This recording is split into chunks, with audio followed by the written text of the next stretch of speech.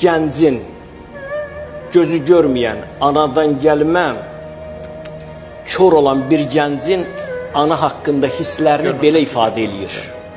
Ana haqqında hisslərini belə ifadə eləyir. Görün nə deyir. Deyir, eşitmişəm ki, dünya çox gözəldir. Və günəşin doğuşu da, batışı da dünyaya gözəllik bəxş edir. Xüsusi bir gözəllik bəxş edir. Amma mən bu gözəlliklərin heç birini görmədim. Həmişə öz qaranlıq dünyamda yaşadım.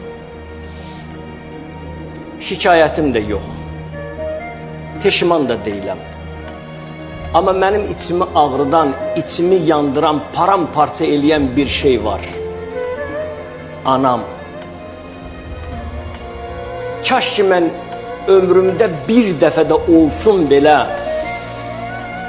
anamı görə biləydim, doya-doya onu görə biləydim, doya-doya bağırma basaydım, doya-doya gözlərim onun gözlərinə satışaydı. Amma bu mümkünsüz bir iş.